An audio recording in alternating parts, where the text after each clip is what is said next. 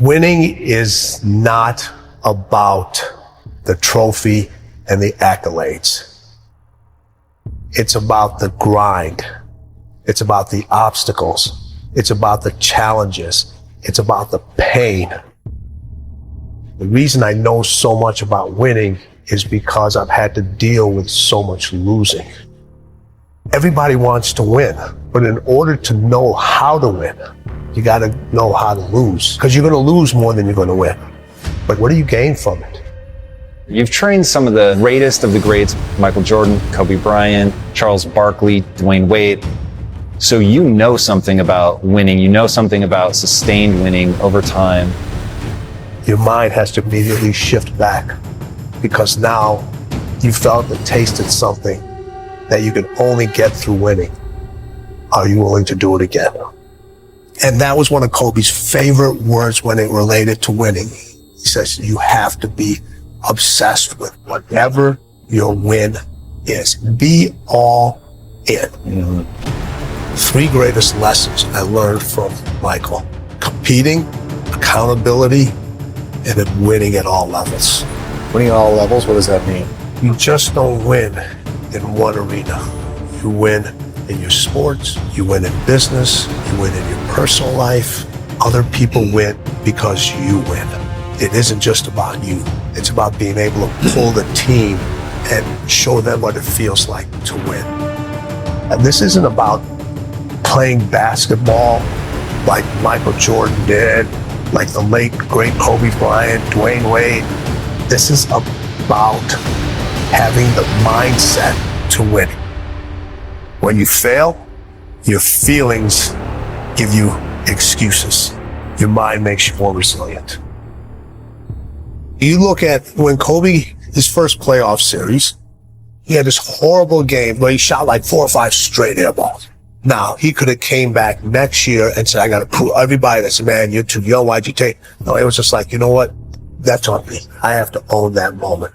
Now, I got to prove to myself I can overcome this, because now everybody else is doubting me, but I can't doubt myself. Everybody told MJ, don't go to North Carolina. You'll never play. You shouldn't be here. And Michael went out and he said, I don't need to prove to coach. I don't need to prove to Buzz. I need to prove to myself that I belong here. I always say, you can have fear, but you can't have doubt. Opportunity. You have an opportunity of a lifetime. When you understand you have an opportunity, you play a little different. When I dropped out of high school and I started going to this church and let me speak, I picked up the mic. I was 16 years old, I picked up the mic. I'm not gonna say it was the best speech I ever did, but when I picked up that mic and got off that stage, I was like, yep, I can do it. So hear what I'm saying, opportunity. I got an opportunity, you got an opportunity. So here's the deal, when you have an opportunity, why would you give 80%? Why would you give 80%, 70%? Why wouldn't you always give 120%? It's sports, it's basketball. Why wouldn't you give 120%? You can't dictate if the ball gonna always go in. You can't dictate what kind of game you're gonna have. You can't dictate how your body is gonna respond to moving around. But you can dictate your what? You can dictate your good. You can dictate your, you can always give 120% effort.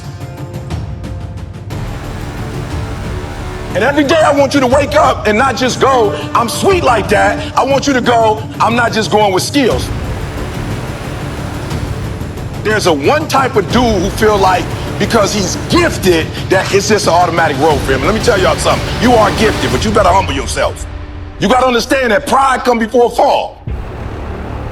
You may get it, but right now what? Oh, I can't hear y'all. You may get it, but right now what? You don't have it. That's not what gets you in the league. Not what you were born with. You got skill and you got will.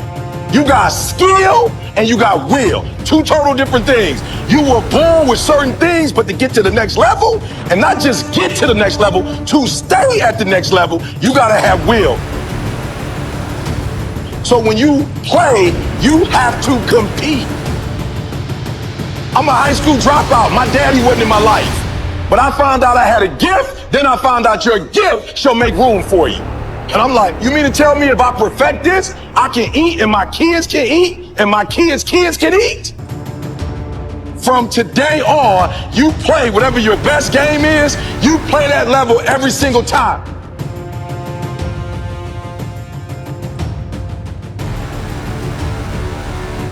I know it's cold, but are you courageous enough to step into uncharted territory, beating on your craft day and night? I need you to disappear for the next 30 days. What does that look like? 720 hours dedicated to the future. Where focus goes, energy flows. The problem is you put too much energy into Netflix. You put too much energy into distractions. You put too much energy into entertainment. You put too much energy into things that are not feeding your purpose and destiny. Can you walk away from everything? Life has knocked you to the ground. You have survived the greatest traumas of your life. How tired are you of where you are right now? How bad do you want to get to that next level? What are you willing to do? What are you willing to sacrifice? What are you willing to give up? Who are you willing to let go to get where it is that you want to be? See, everybody wants to be successful. Everybody wants to climb mountains. Everybody wants to be praised and celebrated. But nobody wants to sacrifice. Nobody wants to put in the work. Nobody wants to let go of every single distraction.